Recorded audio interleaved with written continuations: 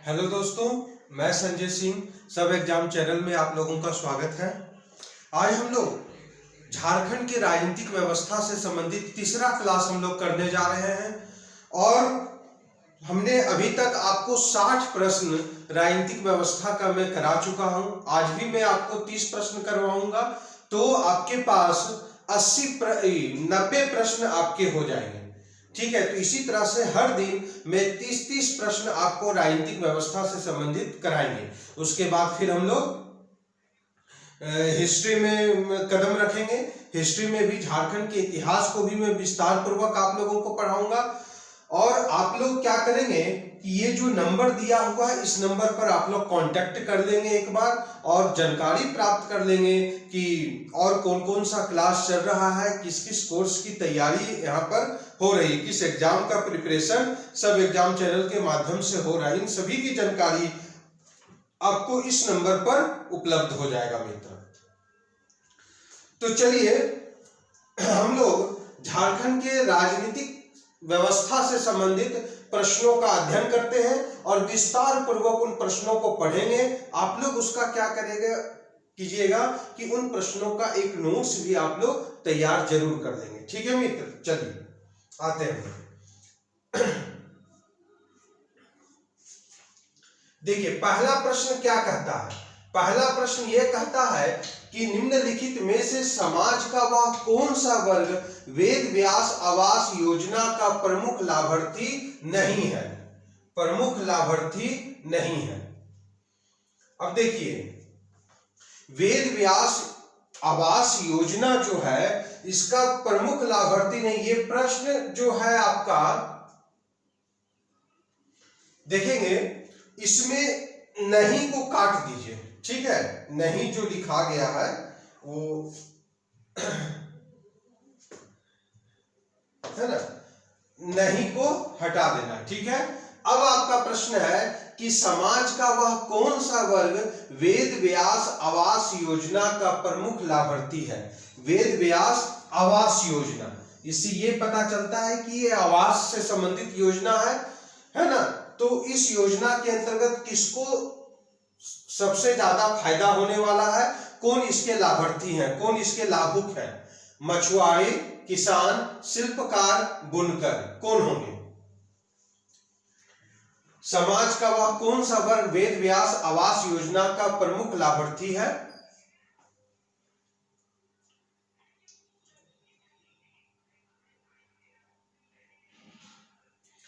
तो इसका आंसर क्या होगा। तो इसका आंसर जो होगा मछुआरा। याद रखेंगे आंसर किसको लगाएंगे, मछुआरा को आप लोग इसका आंसर लगाइएगा। ठीक है, और यह जो योजना है वो 2016 में प्रारंभ हुआ था। वैसे मछुआरे जो है ना मछली को मारते हैं फिर उसे बेचते हैं, अगर उनके पास घर नहीं है तो इस योजना का वो फायदा उठा सकते हैं। ठीक है, तो इसका आंसर क्या होगा आपका, मछुआरा होगा। वेद व्यास आवास योजना बहुत इंपॉर्टेंट है ये आवास योजना, इसको ध्यान में रखेंगे आप लोग। वेद व्यास आवास योजना का प्रमुख लाभार्थी कौन है, तो मछुआरा है।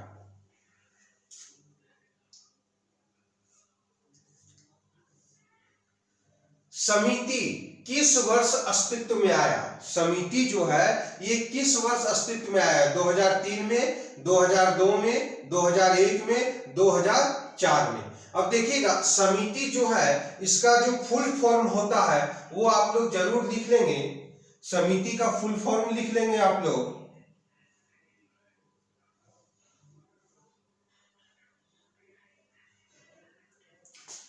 समिति का फुल फॉर्म क्या होता है, स्टेट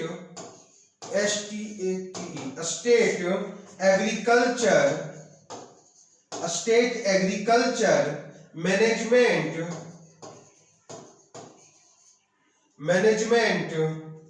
एंड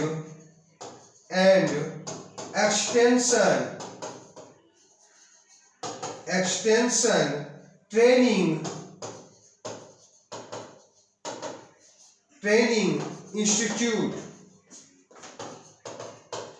इंस्टीट्यूट है ना।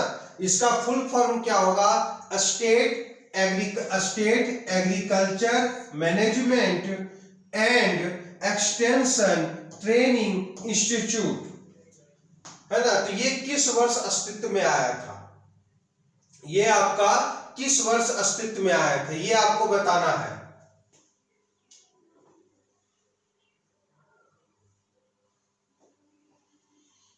तो ये जो अस्तित्व में आया है आपका 2004 में आया है, ठीक है।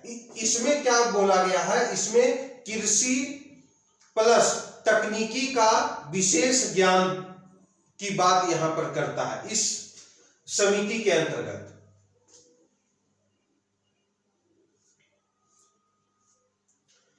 गढ़वा को पलामू से कब अलग करके एक जिला का दर्जा दिया गया? गढ़वा को पलामू से कब अलग करके एक जिला का दर्जा दिया गया? बताइए। 1 अप्रैल 1991 को, 1 अप्रैल 1992 को, 1 जून 1991 को, 1 जून 1992 को। गढ़वा को पलामू से कब अलग करके एक जिला का दर्जा दिया गया है? गढ़वा को पलामू से कब अलग करके एक जिला का दर्जा दिया गया? 1 अप्रैल 1991, 1 अप्रैल 1992, 1 जून 1991 और 1 जून 1992। पलामू हमारा एक प्रमंडल भी है, 5 प्रमंडल के अंतर्गत पलामू भी आता है। कोल्हान प्रमंडल, संथाल परगना प्रमंडल, पलामू प्रमंडल, उत्तरी छोटानागपुर प्रमंडल, दक्षिणी छोटानागपुर प्रमंडल। बताइए तो इसका आंसर क्या होगा? जल्दी से इसका आंसर दीजिए आप लोग। 1 अप्रैल 1991, इसका आंसर क्या लगाएंगे आप लोग? 1 अप्रैल 1991 लगाएंगे, 1 अप्रैल 1991 लगाएंगे, ठीक है। चलिए। हजारीबाग जिले के बारे में क्या सत्य नहीं है? हजारीबाग का लिंगानुपात 910 है। हजारीबाग का लिंगानुपात 910 है।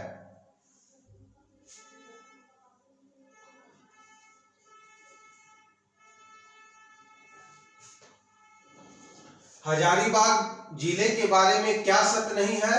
तो हजारीबाग का लिंगानुपात 910 है। हजारीबाग जिले में 2 अनुमंडल है। हजारीबाग जिले का कुछ क्षेत्र इतना वर्ग किलोमीटर में है। हजारीबाग सड़क मार्ग से रांची से 93 किलोमीटर में है। क्या सही होगा? बताइए। हजारीबाग जिले के बारे में क्या सत्य नहीं है? हजारीबाग का लिंगानुपात 910 है। हजारीबाग जिले में 2 अनुमंडल है। हजारीबाग जिले का कुछ क्षेत्र वर्ग किलोमीटर 4302 है, 4302। हजारीबाग सड़क मार्ग से रांची से 93 किलोमीटर है। क्या आंसर होगा इसका? हजारीबाग जिले के बारे में क्या सत्य नहीं है?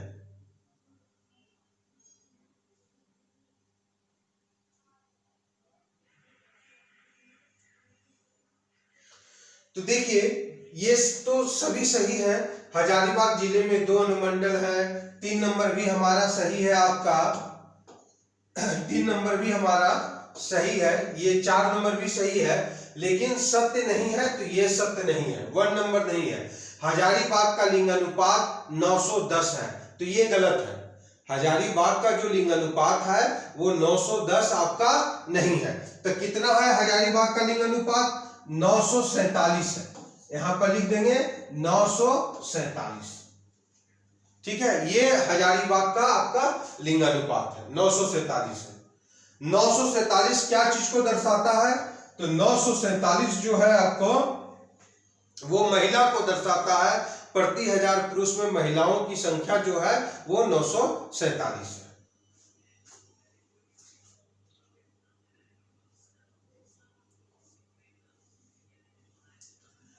5वां, निम्नलिखित में से कौन सा शब्द प्रधानमंत्री मुद्रा योजना से संबंधित नहीं है? किशोर, शिशु, तरुण, युवा। कौन सा ऐसा शब्द है जो प्रधानमंत्री मुद्रा योजना से संबंधित नहीं है? जल्दी से इसका आंसर दीजिए आप लोग। कौन सा शब्द प्रधानमंत्री मुद्रा योजना से संबंधित नहीं है? युवा, किशोर, शिशु, तरुण।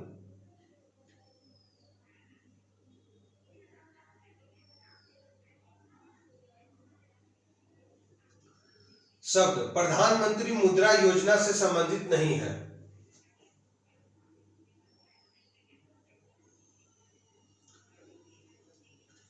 तो इसका आंसर क्या होगा?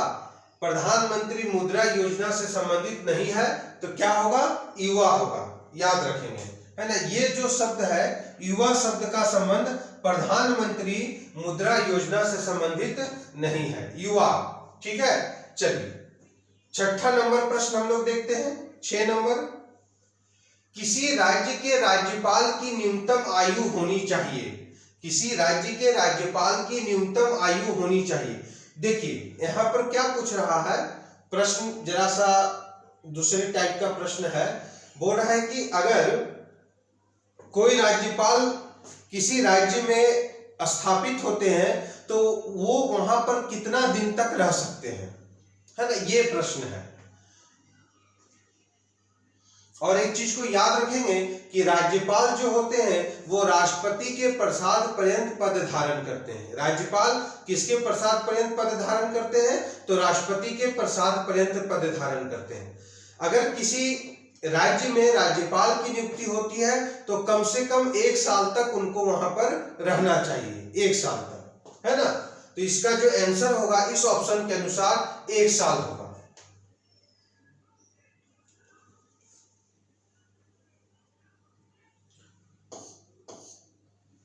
1 साल होगा। ठीक है, ऐसे राज्यपाल के लिए जो आयु है वो 35 वर्ष है। तो वो प्रश्न यहाँ नहीं पूछ रहा है। यहाँ पर प्रश्न ये पूछ रहा है कि अगर किसी राज्य में राज्यपाल आसीन होते हैं, पदासीन होते हैं, तो उनको वहां पर कितना समय तक रहना चाहिए, उनकी आयु वहां पर कितनी होनी चाहिए, है ना। तो 1 साल। ऐसे राज्यपाल जो होते हैं वो राष्ट्रपति के प्रसाद पर्यंत पद धारण करते हैं, है ना। राष्ट्रपति की इच्छा अनुसार उनका वो कार्यकाल रहता है।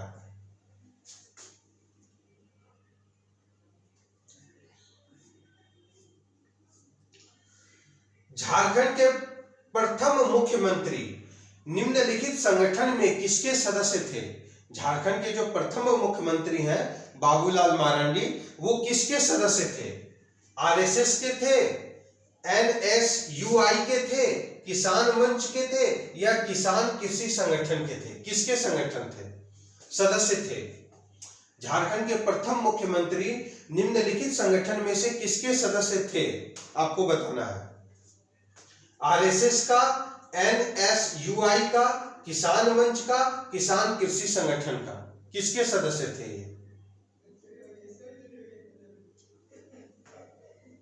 बताइए।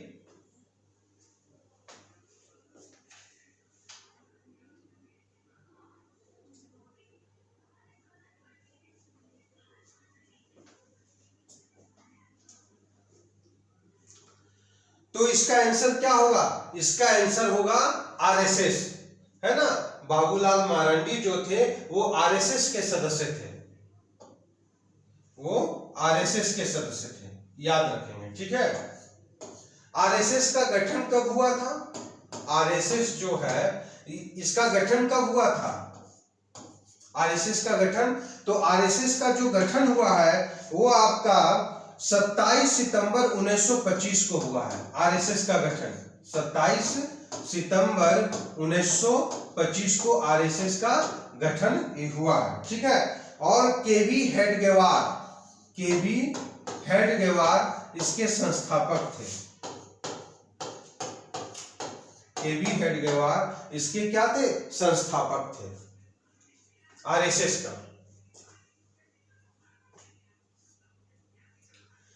झारखंड के कितने जिले लाल गलियारे के अंतर्गत आते हैं? देखिए लाल गलियारा जो है ये क्या चीज को दर्शाता है? लाल गलियारा ये आपको नक्सलवाद को दर्शाता है। नक्सल प्रभावित क्षेत्र, नक्सल प्रभावित क्षेत्र, लाल गलियारा। ठीक है, आपको बताना है कि झारखंड के कितने जिले जो है वो लाल गलियारे के अंतर्गत आते हैं। बताइए, झारखंड के कितने जिले लाल गलियारे के अंतर्गत आते हैं? 16, 18, 12, 10, कितना जिला होगा? ऐसे तो बताइए आप लोग क्या होगा इसका आंसर? 16, 18, 12, 10।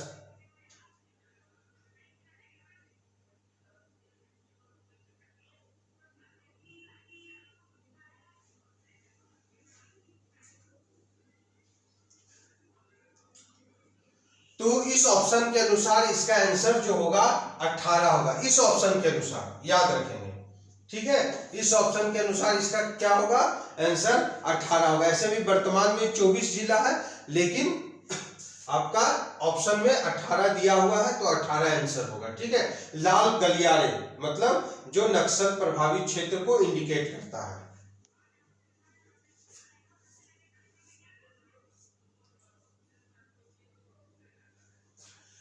झारखंड के संदर्भ में निम्न में से कौन सा संशोधन एक्ट को मौन क्रांति कहा जाता है? वह कौन सा संशोधन एक्ट है जिसको हम लोग मौन क्रांति के नाम से जानते हैं?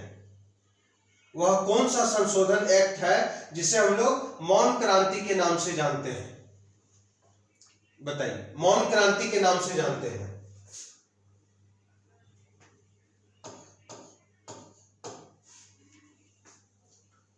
इकहत्तरवां और 64वां, 67वां और 68वां, 69वां और 70वां, है ना? तो कौन सा होगा? मौन क्रांति के नाम से जाना जाता है। तो देखिए, जो संविधान संशोधन होगा वो 73वां और 74वां संविधान संशोधन होगा, जिसे झारखंड के संदर्भ में किस नाम से जाना जाता है? तो मौन क्रांति के नाम से जाना जाता है। आंसर क्या होगा? 73वां और 74वां संविधान संशोधन होगा। ठीक है, और ये जो संविधान संशोधन है वो पंचायत और नगर पालिका से संबंधित है, ये भी याद रख लेंगे। 73वां संविधान संशोधन का संबंध पंचायत से है और 74वां संविधान संशोधन का संबंध किससे है? नगर पालिका से। याद रखिएगा। ठीक है, पंचायत और नगर पालिका की बात करता है, और ये पंचायत और नगर पालिका भारतीय संविधान में कहां पर मिलता है? नीति निर्देशक तत्व में मिलता है। ये सब की जो चर्चा होती है स्थानीय प्रशासन के अंतर्गत, है ना, नीति निर्देशक तत्व।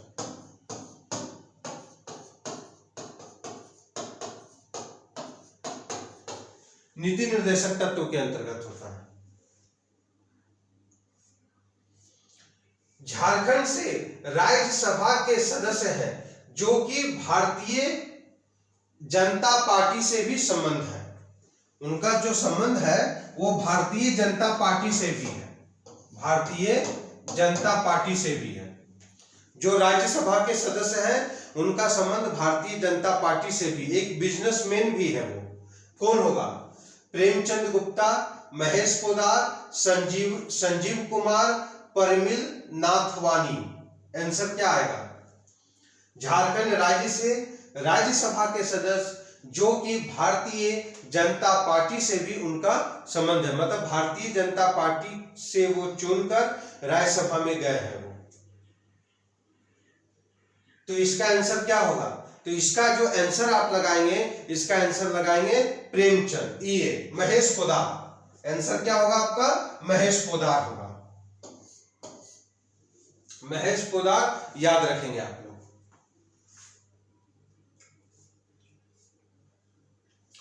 मुंडा राजनीतिक के प्रमुख कौन है?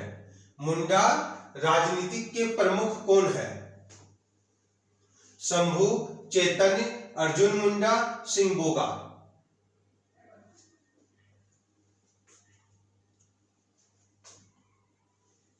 मुंडा राजनीतिक के प्रमुख कौन है?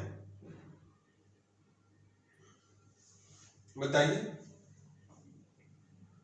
तो इसका आंसर आप लोग लगाएंगे सिंह बोगा। याद रखिएगा, इसका आंसर क्या होगा?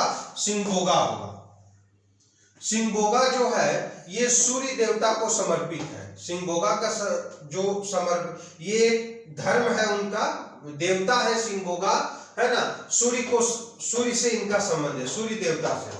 सूर्य देवता से इनका संबंध है, देवता से संबंध सिंगोगा। ठीक है, तो मुंडा राजनीति के प्रमुख कौन है? तो सिंगोगा है। और ये इनका संबंध किससे है? तो इनका संबंध सूर्य देवता से है। पलामू प्रमंडल किस वर्ष निर्मित किया गया था? पलामू जो प्रमंडल है उसका निर्माण किस वर्ष किया गया था? पलामू प्रमंडल का निर्माण किस वर्ष किया गया था? जल्दी से दीजिए इसका आंसर। पलामू प्रमंडल का निर्माण किस वर्ष किया गया था?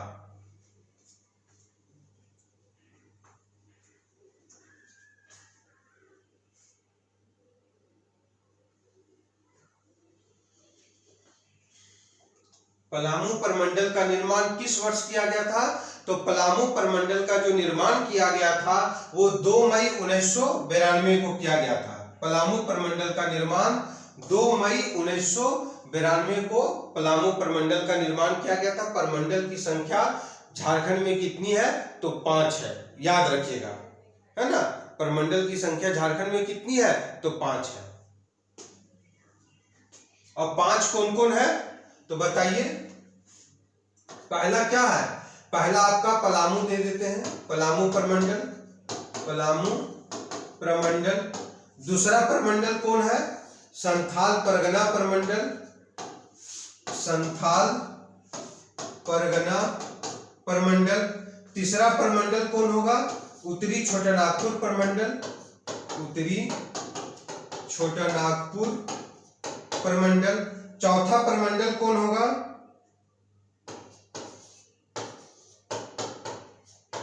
कोल्हान प्रमंडल होगा। और फिर दक्षिणी छोटानागपुर प्रमंडल होगा, 5 नंबर।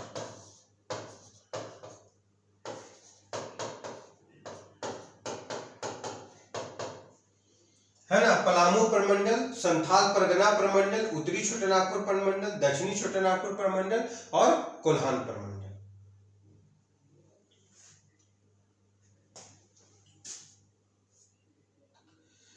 उस समय झारखंड के मुख्यमंत्री कौन थे जब रघुवर दास झारखंड के उप मुख्यमंत्री थे? झारखंड के उप मुख्यमंत्री थे, बताइए। उस समय झारखंड के मुख्यमंत्री कौन थे जब रघुवर दास झारखंड के उप मुख्यमंत्री थे? रघुवर दास झारखंड के क्या थे? उप मुख्यमंत्री थे।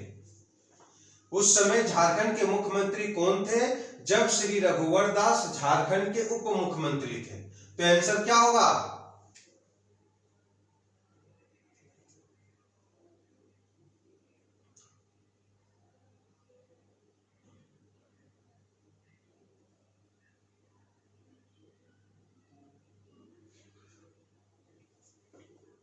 शिबू सोरेन। आंसर क्या होगा?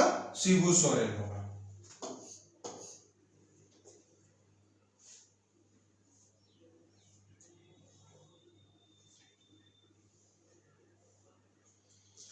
झारखंड में कितनी जनजातियां हैं? 30, 35, 39, 32। झारखंड में कितनी जनजातियां हैं बताइए।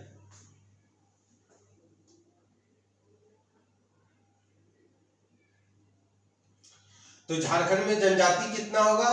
30, 35, 39, 32। कौन सा आंसर होगा?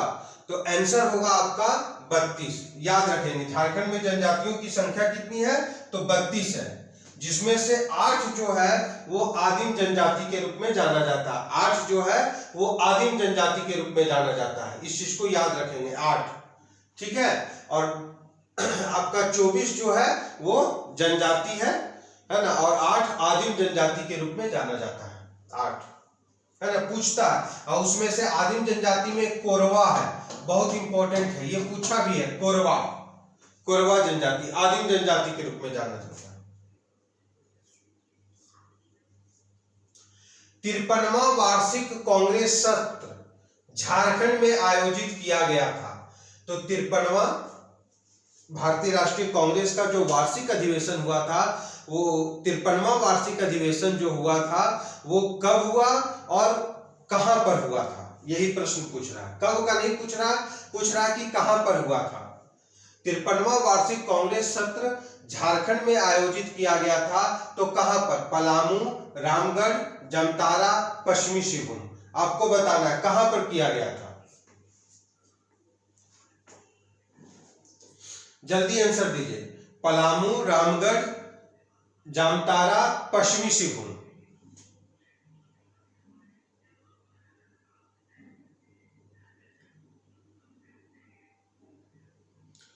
तो इसका आंसर क्या होगा? तो इसका आंसर आप जो लगाएंगे वो आपका रामगढ़ लगाएंगे। इसका आंसर क्या लगाएंगे आप लोग? रामगढ़ लगाएंगे। ठीक है, रामगढ़ में हुआ था और 1940 में हुआ था, याद रखिएगा। रामगढ़ में हुआ था और कब हुआ था? तो 1940 में हुआ था। 18 से 20 मार्च 1940 में हुआ था। ठीक है, और ये केमा अधिवेशन था? तो ये 53वां था। ये केमा अधिवेशन था? 53वां था। 53वां यहां लिखा भी हुआ है। ठीक है, 53वां यहां पर लिखा हुआ। इसके अध्यक्ष कौन थे? अध्यक्ष कौन थे? तो अबुल कलाम आजाद थे।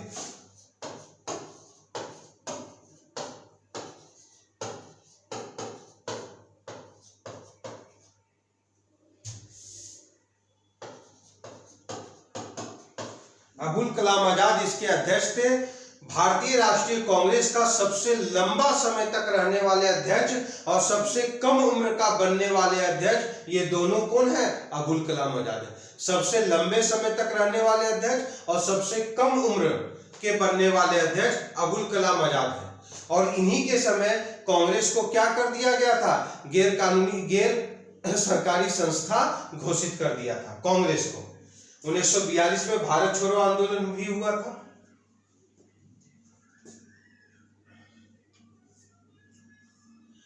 शिबू सोरेन, जिन्होंने सोनत संथाल समाज की स्थापना की थी 1973 में, 1971 में, 1962 में, 1969 में। शिबू सोरेन ने सोनत संथाल समाज की स्थापना कब की थी? बहुत इंपॉर्टेंट प्रश्न है। विनोद बिहारी महतो भी थे उस समय, उन्होंने भी एक चीज का गठन किया था, है ना। तो सोनत संथाल समाज की स्थापना शिबू सोरेन ने कब किया था? 1973, 1971, 1972, 1969। जल्दी से बताइए आप लोग। सोनत संथाल समाज की स्थापना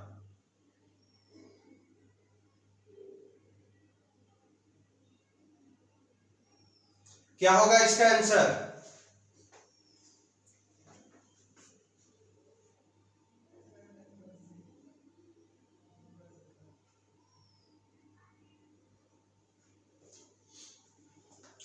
सोनत संथाल समाज की स्थापना शिबू सोरेन ने कब किया था?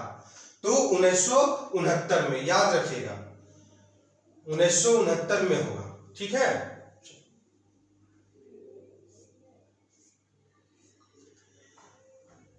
झारखंड में किस वर्ष प्रथम औद्योगिक नीति को कारगर किया गया है? झारखंड में किस वर्ष प्रथम औद्योगिक नीति को कारगर किया गया था? जल्दी से इसका आंसर दीजिए।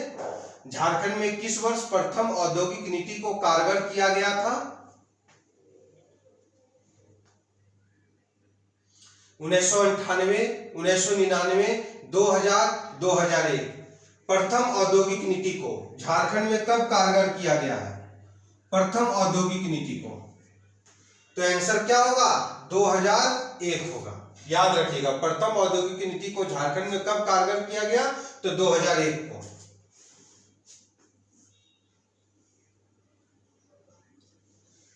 जनजातीय परामर्शी परिषद के अध्यक्ष कौन होते हैं? ये बहुत इंपॉर्टेंट प्रश्न है और इस क्वेश्चन को आप लोग वेरी इंपॉर्टेंट कर लीजिए।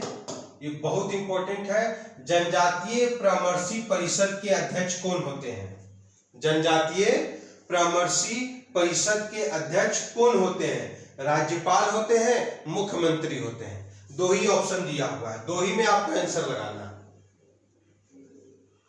बताइए, या फिर हम तीसरा ऑप्शन भी दे देते हैं, महाधिवक्ता होते हैं। महाधिवक्ता। चौथा दे दीजिए, अनुसूचित जनजाति आयोग के अध्यक्ष, अनुसूचित जनजाति आयोग के अध्यक्ष कौन होंगे बताइए।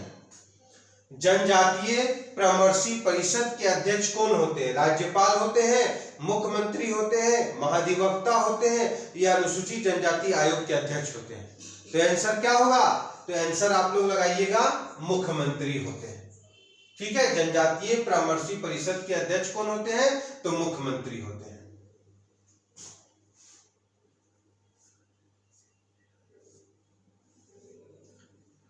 म्युनिसिपल कॉरपोरेशन का औपचारिक प्रधान कौन होता है? Municipal commissioner, mayor, ward commissioner, इनमें से कोई नहीं। म्युनिसिपल कॉरपोरेशन का औपचारिक प्रधान कौन होता है? म्युनिसिपल कॉरपोरेशन का औपचारिक प्रधान कौन होता है? Municipal commissioner, mayor, ward commissioner, इनमें से कोई नहीं। कौन होगा जल्दी से बताइए।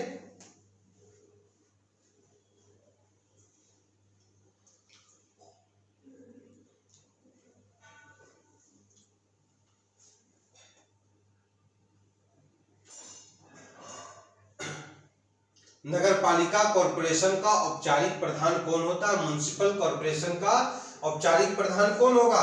तो औपचारिक प्रधान आप लोग लगाएंगे मेयर को। मेयर होगा, मेयर होगा उसका औपचारिक प्रधान। मुख्यमंत्री विकास योजना से संबंधित है राज्य के सर्वांगीण विकास, गांव के शिक्षा का विकास, गांव में अन्न वितरण, इनमें से कोई नहीं। मुख्यमंत्री विकास योजना से संबंधित है। क्या आंसर होगा? मुख्यमंत्री विकास योजना से संबंधित है, तो इसका आंसर आप लोग लगाइएगा राज्य के सर्वांगीण विकास, है ना। राज्य के सर्वांगीण विकास पर बल देता है मुख्यमंत्री विकास योजना, ना कि गांव के शिक्षा पर देता है, अन्न वितरण पर, इनमें से कोई नहीं। तो आंसर होगा आपका 1 होगा। झारखंड टूरिस्ट होम स्टे योजना की शुरुआत कब हुई थी? झारखंड टूरिस्ट होम स्टे योजना की शुरुआत कब हुई थी?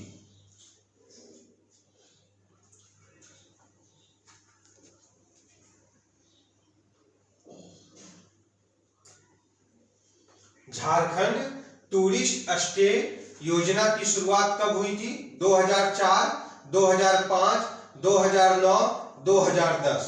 क्या होगा इसका answer?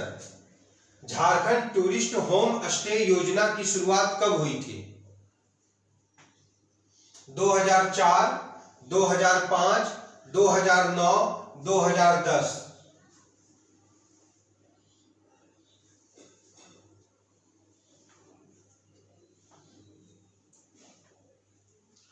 Jharkhand tourist home stay योजना की शुरुआत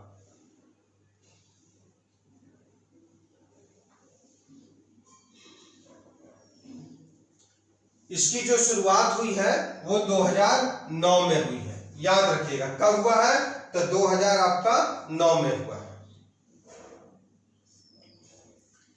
मुख्यमंत्री दाल भात योजना के तहत प्रति प्लेट कितना रुपए के दर पर भोजन दिया जाता था? मुख्यमंत्री दाल भात योजना के तहत प्रति प्लेट कितना रुपए दर पर दिया जाता था? प्रति प्लेट 6 रुपया, 5 रुपया, 4 रुपया, इनमें से कोई नहीं। जल्दी से बताइए।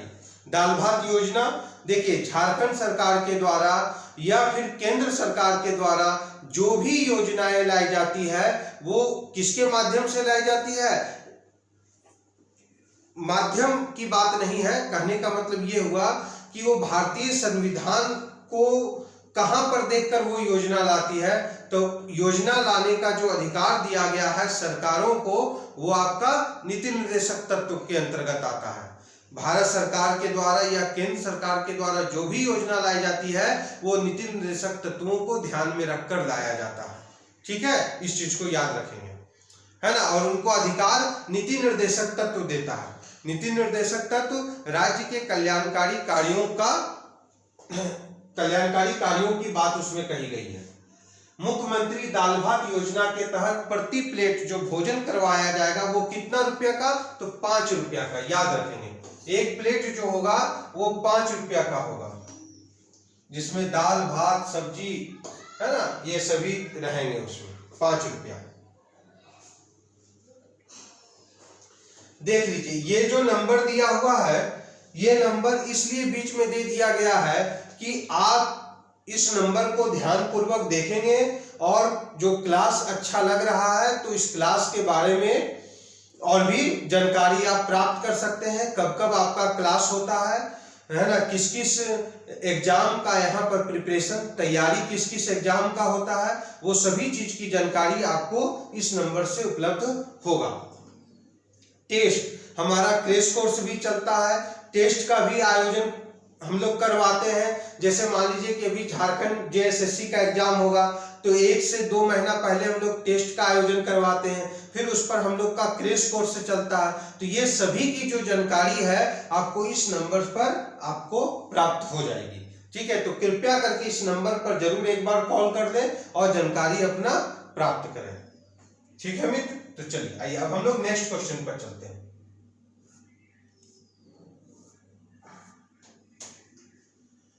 आईसीडीएस संचालन के माध्यम से किया जाता है आंगनबाड़ी केंद्र, पंचायत, ग्रामीण स्वास्थ्य समिति, इनमें से कोई नहीं। आईसीडीएस का संचालन कौन से केंद्र के माध्यम से किया जाता है? आईसीडीएस।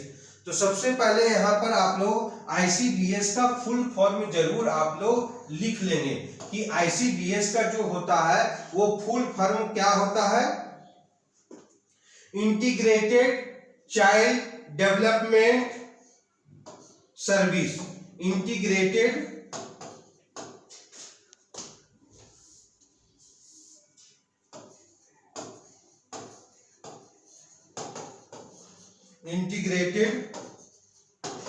चाइल्ड डेवलपमेंट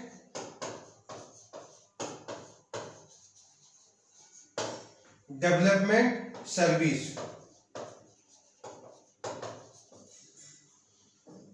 है ना। इंटीग्रेटेड चाइल्ड डेवलपमेंट सर्विस किसके माध्यम से होगा? तो आंगनबाड़ी के माध्यम से आपका इंटीग्रेटेड चाइल्ड डेवलपमेंट सर्विस का आयोजन करवाया जाता है आंगनबाड़ी के माध्यम से। कहने का मतलब इसमें क्या होगा कि बच्चा जब जन्म लेगा है ना, तो जन्म से पूर्व 6 वर्ष तक, जन्म से पूर्व से 6 वर्ष तक बच्चा और उनकी माँ जो है उनका ख्याल रखा जाएगा। पोषण स्तर के लिए बहुत सारा सुविधा जो दिया जाता है, जैसे गुड़ है, चना है, फिर बादाम है, अन्य जो दवाइयाँ आती है, फोलिक एसिड की जो गोलियां आती है, तो ये सभी की जो दी जाएगी आपको, ये आंगनबाड़ी केंद्र से दिया जाएगा। ठीक है, तो ऐसे तो जन्म से 6 वर्ष तक बोलता है, लेकिन माँ का भी उसमें ख्याल रखा जाता है, इसलिए हमने बोल दिया जन्म से पूर्व से 6 वर्ष तक, है ना। गर्भवती महिलाओं को भी, और जब बच्चा जन्म लेता है तो वहां से 6 वर्ष तक पूरा ख्याल रखा जाता है। आपका पढ़ाई की भी सुविधा वहां पर होती है ना। उसके बाद फिर आप प्राथमिक स्कूल में जा सकते हैं, आंगनबाड़ी के बाद प्राथमिक स्कूल में। हर मोहल्ला में आंगनबाड़ी होता है, वार्ड में एक वार्ड में 2-3 आंगनबाड़ी होते हैं, अगर वार्ड बड़ा रहा तो। संथाली भाषा को संविधान के 8वीं अनुसूची में शामिल किया गया था। ये पहले भी एक बार पढ़ा चुके थे, विस्तार पूर्वक तो नहीं बताएंगे आज, सिर्फ आप लोग बता दीजिए कि संथाली भाषा को 8वीं अनुसूची में कब जोड़ा गया था? 2001 में, 2002 में, 2003 में, कब जोड़ा गया था? 2004 में। संथाली भाषा को 8वीं अनुसूची में। तो देखिए इसमें जो ऑप्शन आपका जो दिया हुआ है वो 2004 है। ऐसे 2003 का संविधान संशोधन 92वां संविधान संशोधन हुआ था।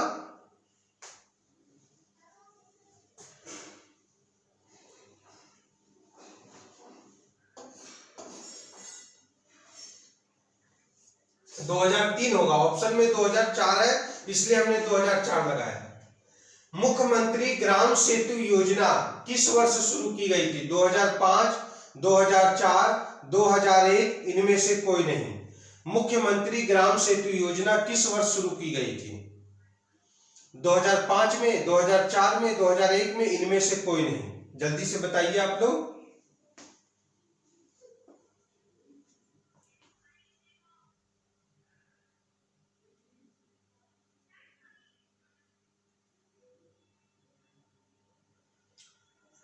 क्या होगा इसका आंसर?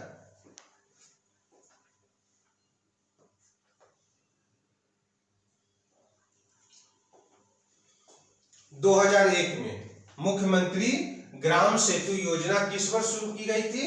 तो 2001 में शुरू की गई थी। सरकार प्रत्येक वर्ष प्रत्येक विद्यालय को एमएलए स्कीम के तहत कितना करोड़ रुपया देती है? सरकार प्रत्येक वर्ष प्रत्येक विद्यालय को एमएलए स्कीम के तहत कितना करोड़ रुपया देती है? 2, 2.5, 3.5, इनमें से कोई नहीं।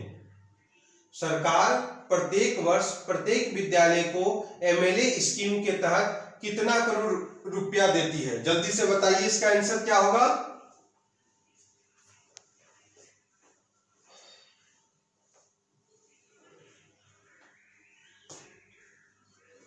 इसका आंसर इनमें से कोई नहीं होगा। याद रखेंगे, इसका आंसर क्या होगा? इनमें से कोई नहीं होगा।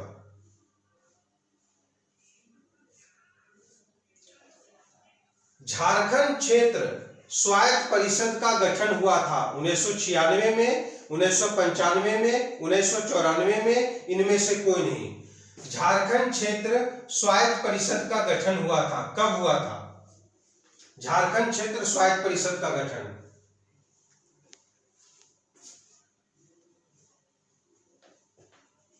झारखंड क्षेत्र स्वायत्त परिषद का गठन कब हुआ था? तो झारखंड क्षेत्र स्वायत्त परिषद का जो गठन हुआ है वो 1995 में हुआ है। झारखंड क्षेत्र स्वायत्त परिषद का गठन 1995 में हुआ है। झारखंड शिक्षा परियोजना परिषद को पंजीकृत किया गया था 16 मार्च 2007 को, 5 फरवरी 2011 को, 12 अप्रैल 2001 को, 24 जनवरी 2003 को। झारखंड शिक्षा परियोजना परिषद को पंजीकृत किया गया था। बताइए, झारखंड शिक्षा परियोजना परिषद को पंजीकृत किया गया था कब होगा? झारखंड शिक्षा परियोजना परिषद को पंजीकृत कब किया गया था? तो 12 अप्रैल 2001 को। 12 अप्रैल 2001 को याद रखेंगे, 12 अप्रैल 2001 को।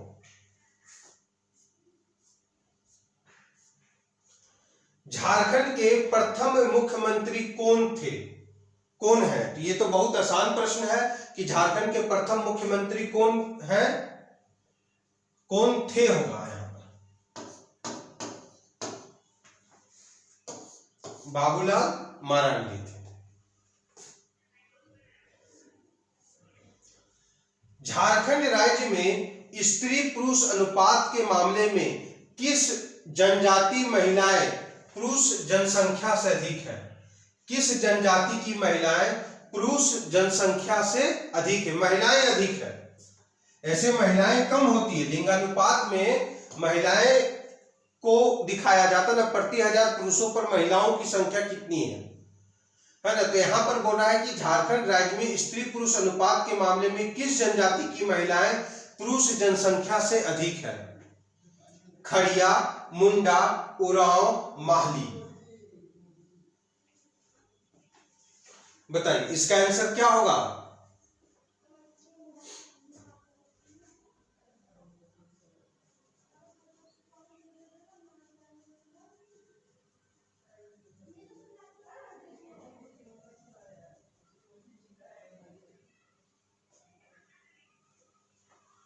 तो इसका आंसर होगा आपका खड़िया। याद रखेंगे, खड़िया। है ना। झारखंड राज्य में स्त्री पुरुष के अनुपात के मामले में किस जनजाति की महिलाएं पुरुष जनसंख्या से अधिक है? तो खड़िया जनजाति की महिलाएं जो है वो पुरुषों की संख्या से, खड़िया जनजाति की महिलाओं की संख्या जो है वो आपका अधिक है मित्र। तो ठीक है, तो इस प्रकार मैंने झारखंड से संबंधित 30 प्रश्न आपको करवाया है। आप लोग कृपया करके इसे याद भी कर लेंगे। तो आज के लिए बस इतना ही रहने दीजिए। जय हिंद, जय भारत।